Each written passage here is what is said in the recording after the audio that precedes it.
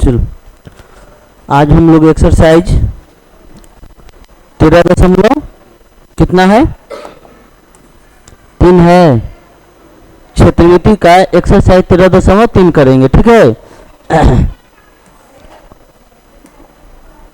देखिए एक्सरसाइज 13.3 देखिए क्या क्वेश्चन है, कैसे ये क्वेश्चन बनेगा। देखिए कहता है ऊपर लिखा हुआ है, कंडीशन दे दिया है कि जब तक अन्यथा ना कहा जाए तो आप पाई का मान 22/7 ही यूज करना है। ठीक है, एकदम फिक्स कर देगा। अगर हम कह दें कि पाई का मान चेंज करना है तो आपको चेंज करना पड़ेगा। कहता है कि त्रिज्या 4.2 सेंटीमीटर वाले धातु के एक गोले को पिघलाकर त्रिज्या 6 सेंटीमीटर वाले एक बेलन के रूप में ढाला जाता है तो बेलन की ऊंचाई ज्ञात करिए। ध्यान से देखना है, एक क्या है, एक गोला को किस में ढाला जा रहा है, बेलन में। तो देखिए एक गोला हमने बनाया, ये क्या है, गोला। एकदम फिगर जरूरी होता है। गोला को हम किस रूप में ढाल रहे हैं, बेलन के रूप में। किस रूप में ढाल रहे हैं जी, बेलन के रूप में। एक शेप ले लेते हैं ना, बेलन। देखो हम इसको ढाल रहे हैं एक बेलन के रूप में। देखिए ये जो गोला है, ये गोला क्या बन गया, बेलन। क्या बन गया, बेलन बन गया। ठीक है, देखिए ये जो गोला है, अब गोला से क्या हो गया, बेलन हो गया। अब दोनों की त्रिज्या की बात की जाए तो गोला की जो त्रिज्या था ना वो कितना था, 4.2 सेंटीमीटर। और जो बेलन की जो त्रिज्या है वह कितना सेंटीमीटर है, 6 सेंटीमीटर। गोला की त्रिज्या 4.2 सेंटीमीटर और बेलन की त्रिज्या 6 सेंटीमीटर। आ रही बात समझ में। अब चलो देखते हैं, कहता क्या है कि पिघला कर, देखिए समझ लो, अगर गोला पिघलाओ या कुछ भी पिघलाओ, ठीक है, लगभग वजन समान होगा। यानी इसका ये गोला से बन गया बेलन, तो जब भी गोला से बेलन हो या किसी चीज से दूसरा चीज में परिवर्तित हो जाए धातु, तो उसका जो आयतन होता है वो क्या होता है, बराबर होता है। ठीक है ना। तो हम समझेंगे कि गोला का जो आयतन है वो बराबर किसके आयतन के बराबर है, बेलन के आयतन के बराबर है। ठीक है, तो इतना है, पिघलाकर 6 सेंटीमीटर वाले एक बेलन के रूप में ढाला जाता है तो बेलन की ऊंचाई ज्ञात करें। तो सबसे पहले हम लोग देखेंगे ये गोला की त्रिज्या। तो माना कि गोला की त्रिज्या, चलो गोला की त्रिज्या हम मान लेंगे कैपिटल R बराबर 4.2 सेंटीमीटर। उसके बाद बेलन की त्रिज्या इसको स्मॉल r मान लेते हैं। स्मॉल r बराबर कितना सेंटीमीटर, 6 सेंटीमीटर। दोनों का आयतन क्या है जी, बराबर होगा। क्यों, क्योंकि इस गोले को पिघलाकर क्या बनाया जा रहा है, बेलन बनाया जा रहा है। तो जब पिघलाकर बनाया जाए ना, एक धातु से दूसरे धातु में परिवर्तित किया जाए, तो उस समय क्या होता है, दोनों का आयतन क्या होता है, बराबर होता है। ठीक है, तो हम लिख सकते हैं कि गोला का आयतन बराबर बेलन का आयतन। गोला का आयतन बराबर बेलन का आयतन। गोला का आयतन बराबर बेलन का आयतन। चलिए गोला का आयतन क्या होता है, फॉर्मूला बताइए, 4/3 पाई r क्यू। तो r कैपिटल माने है तो r क्यू बराबर बेलन का आयतन पाई r स्क्वायर h, यही होता है ना। चलिए बताइएगा, 4/3 और पाई का मान 22/7। जब तक ना कहा जाए हम 22/7 ही यूज करेंगे, है ना। आ रहा बात समझ में जी। चलिए अब देखो,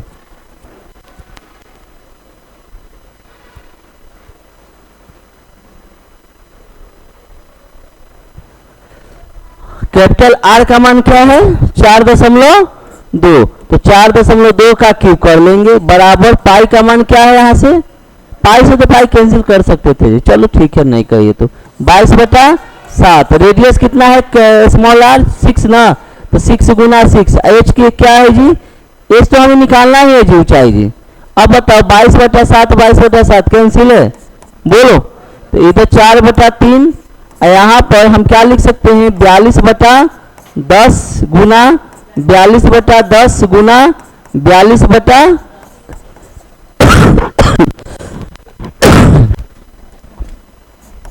6 छके 36 गुना एच।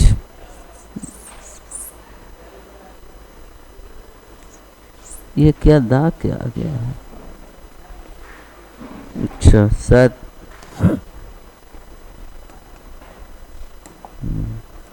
देखो, अब हम क्या करेंगे, ये h जो है ना, h का 36 क्या में है, गुना में है, इधर आ जाएगा तो भागा में नीचे हो जाएगा। ठीक है, तो एक साथ कर लेते हैं।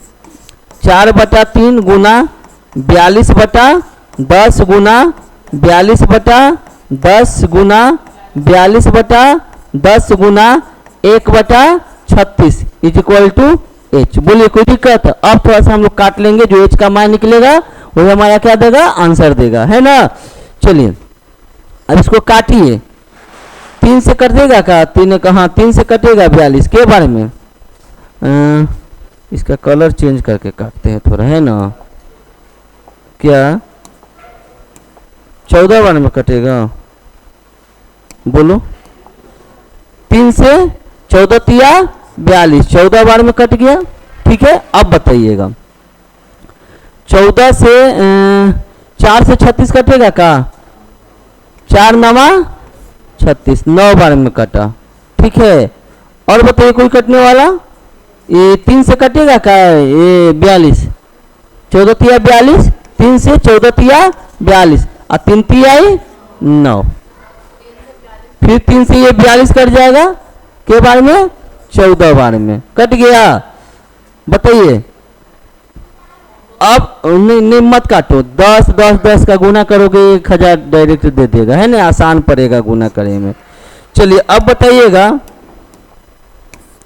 14 14 14 14 का क्यूब क्या होता है जी? क्यूब है 196 में 14 से फिर करोगे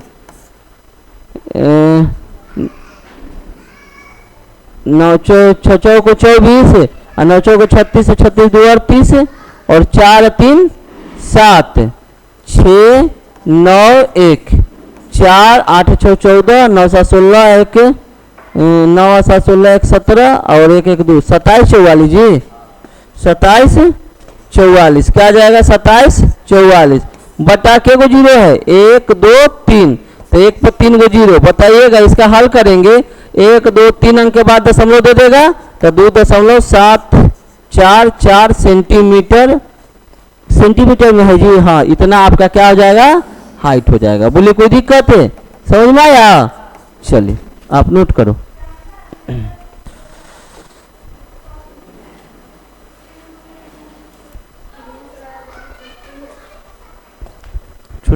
छुट्टी बोल दिया है।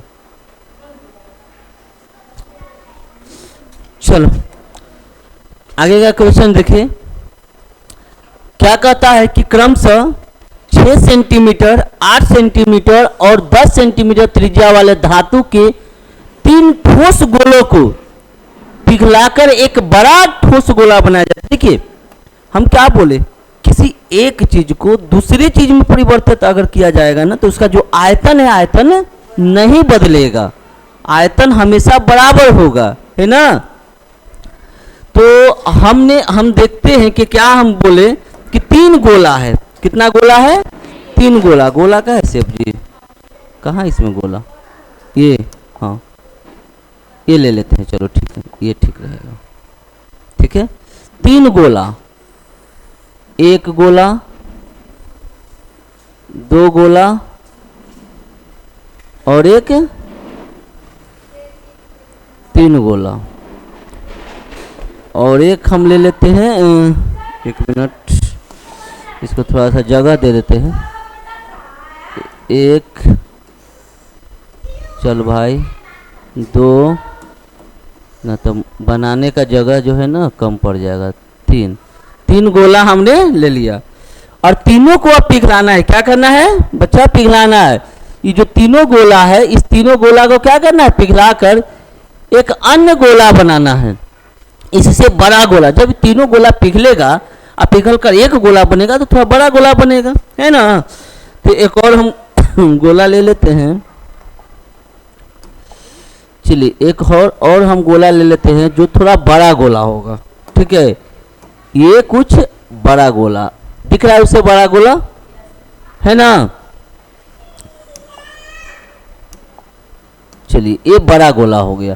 3 गोला को पिघलाकर एक बड़ा गोला बनाया जाता है। तीनों की त्रिज्या दे रखा है, क्या दे रखा है इसकी त्रिज्या, इसकी जो त्रिज्या है वो कितना है 6 सेंटीमीटर, 6 सेंटीमीटर। इसकी त्रिज्या कितना दे रखा है 8 सेंटीमीटर। इसकी त्रिज्या क्या दिखा रखा है, देखो हम फिगर भले बराबर बनाए लेकिन ये वाकई में गोला बराबर नहीं है, ये छोटा है उससे बड़ा और एक काफी बड़ा जो तीनों को मिलाकर है, तो ये है 10 सेंटीमीटर।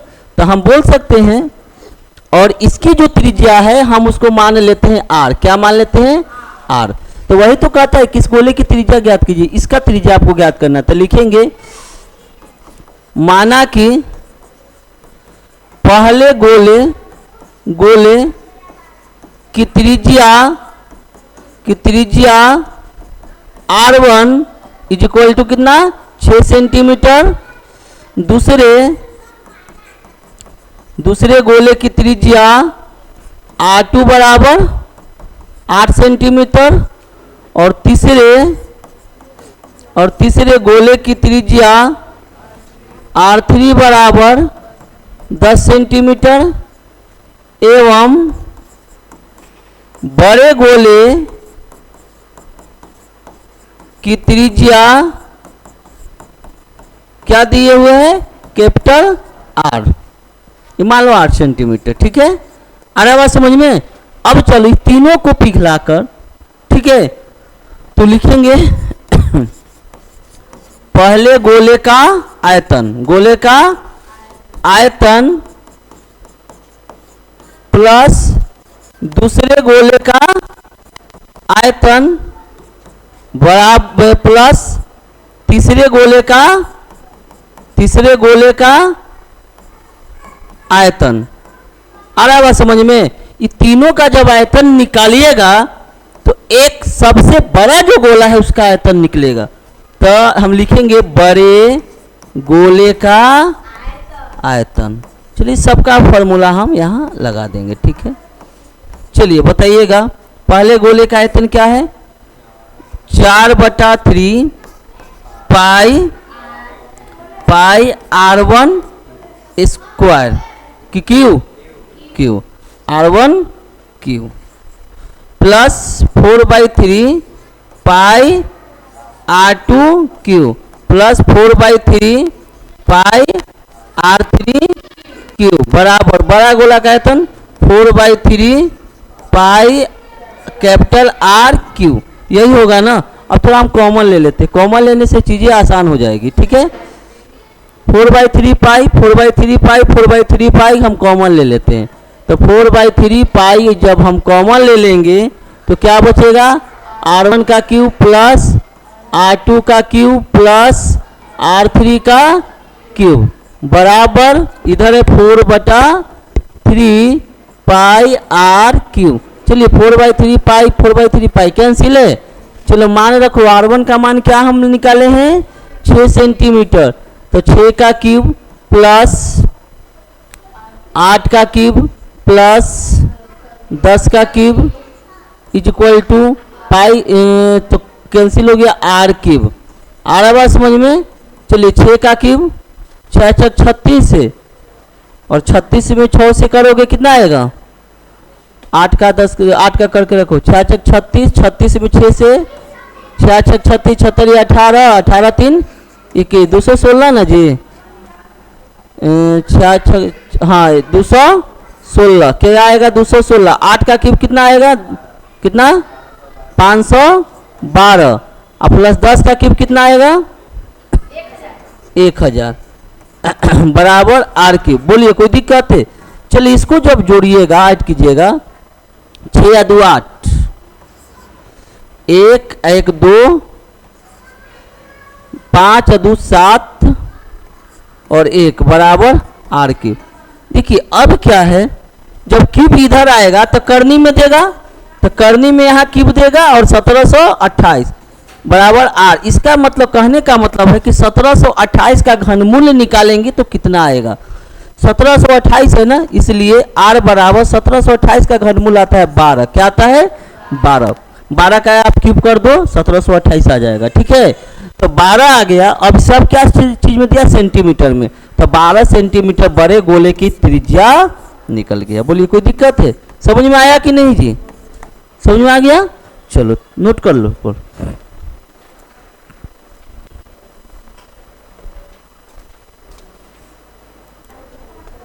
चलिए अगला क्वेश्चन देखो, क्या कहता है?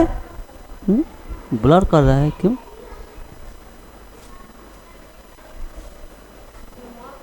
नहीं, अभी ब्लर किया था, हटे ना, तो यहाँ पर लगा ना कि धुंधला आ गया। नहीं अब ठीक है, ठीक है। देखो अगला क्वेश्चन क्या कह रहा है कि व्यास 7 सेंटीमीटर वाला, व्यास कितना सेंटीमीटर? 7 सेंटीमीटर वाला 20 मीटर गहरा एक कुआं खोदा जाता है। 20 मीटर गहरा एक कुआं खोदा जाता है जिसका व्यास है 7 सेंटीमीटर, और खोदने से निकली हुई मिट्टी को समान रूप से फैलाकर 22 मीटर और 14 मीटर वाला एक चबूतरा बनाया गया। तो इस चबूतरे की ऊंचाई ज्ञात करें। ध्यान दो, सबसे पहले कुआं जो खोदा गया, कुआं किस आकार का होता है ये बताइए, सब लोग बताओ। बेलन के आकार का। कुआं किस आकार का होगा? बेलन का आकार का। ये मान लो सपोज डेट क्या है? कुआं है। ठीक है, क्या है? कुआं। वो भी कितना सेंटीमीटर है? 7 सेंटीमीटर। इस कुआं है जो कि व्यास है इसका 7 सेंटीमीटर। मीटर है 7 मीटर इसका व्यास है। 20 मीटर गहरा एक कुआं, और इसकी गहराई जो है यानी हाइट वो कितना मीटर है? 20 मीटर एक गहरा कुआं है। और ये बात समझ में, इसको खोदा जाता है, खोदा जाता है, और खोद कर जो मिट्टी निकाला जाता है ना, तो एक चबूतरा टाइप का बनता है। क्या बनता है? चबूतरा, जिसका समान रूप से फैलाकर 22 मीटर और 14 मीटर वाला चबूतरा बनाया जाए। चबूतरे की ऊंचाई ज्ञात करें। ध्यान दो, मेजरमेंट उस चबूतरा का 2 रूप से दिया हुआ है, लंबाई और चौड़ाई दिया हुआ है, एक ऊंचाई भी कह रहा है, यानी वो घनाभ के आकार का है। कैसा है? घनाभ के आकार का। क्योंकि घनाभ का आयतन क्या होता है? L गुना B गुना H होता है। वो चबूतरा किस आकार का बन गया? घनाभ के आकार का। यानी इस चबूतरा बना घनाभ के आकार का। घनाभ है क्या शेप में? देख लो, ये जो चबूतरा बन गया ये किस आकार का बन गया? चला, घनाभ के आकार का। ये जो चबूतरा है ये है घनाभ के आकार का। देखिए इस बेलन से क्या बन गया? घनाभ। ठीक है, अब इसकी जो लंबाई दे रखा है वो कितना मीटर है? 20 मीटर, और चौड़ाई कितना मीटर है? 14 मीटर, और हमको ऊंचाई ज्ञात करना है H, यानी क्या होगा? आ रहा है बात समझ में? तो सबसे पहले हम क्या बोले थे? हम यही नहीं, लास्ट में देखो चबूतरे की ऊंचाई, यानी इसकी ऊंचाई हाइट बताइए। तो हमने क्या बोला था आपको कि जब बेलन से घनाभ, यानी बेलन से या कोई भी एक आकृति से दूसरी आकृति में जब परिवर्तित करते तो उसका आयतन दोनों का क्या होता है? बराबर होता है। तो हम कह सकते हैं बेलन का आयतन बराबर घनाभ का आयतन, है ना? तो हम बोल सकते हैं। चलिए अब बताइए, इस बेलन में बेलन की त्रिज्या, बेलन की त्रिज्या r बराबर कितना सेंटीमीटर है? 7 सेंटीमीटर। और बेलन की ऊंचाई, बेलन की ऊंचाई, बेलन की ऊंचाई बताइएगा। h बराबर कितना है? 20 मीटर। एक सेंटीमीटर और मीटर में है क्या? नहीं, दोनों मीटर में है ना, मीटर। आ रहा है समझ में? चलिए अब घनाभ में थोड़ा देख लेते हैं। ये व्यास है क्या? अच्छा व्यास है, तो त्रिज्या 7/2 ले लो। घनाभ की लंबाई कितना है? 20 मीटर। 22 है क्या? गड़बड़ा ही रहे हैं ना। 22 मीटर, लगता है कि समय हो गया है जी। और चौड़ाई है 14 मीटर, और ऊंचाई हमें ज्ञात करना है यानी h। चलिए अब हम लोग देखते हैं, लिखेंगे क्या? बेलन का आयतन बराबर घनाभ का आयतन, घनाभ का आयतन। चलिए बताइएगा बेलन का आयतन, क्या फार्मूला आप जानते हो? Pi R square H, pi R square H बराबर घनाभ का आयतन एल गुना बी गुना एच। चलिए बताइएगा पाई का मान 22/7, रेडियस क्या दे रखा है इसका? 7/2 है क्या? 7/2 अगुना 7/2 अगुना एच क्या दे रखा है इसका? ऊंचाई 20 मीटर बराबर एल क्या है? 22 अगुना 14 अगुना एच। एच तो हमें निकालना है। अब बताइए 7 से 7 कैंसिल, 2 से 11 बार में, 2 से 10 बार में क्या ऊपर बचा बताइएगा? 11 7 77 और 77 में आप 10 से गुना कर लोगे 770। अरे बात समझ में कि नहीं जी? नहीं समझ में आ रहा है? और क्या काट दे? नहीं चलो ठीक है, और काट देंगे तो थोड़ा आसान बन जाएगा। 11 दूनी 22 कट गया, बोलो। अरे ऊपर ऊपर कटा ना जी, एक कट गया, 2 से 5 थोड़ा सा गिज मजाक आ गया, 5 हो गया। और क्या कुछ बचा है? इधर कुछ बचा है जी? 7 7 दूनी 2 और क्या बचा है? कुछ हो ना, तो कुछ हो ना, तो इधर कुछ हो तो एगो तो 5 बचा ना जी। अब बराबर यहाँ पर 2 गुना एच, हमको एच न निकालना है जी, तो 2 गुना में इधर आएगा तो भागा में, तो 5/2 हो जाएगा।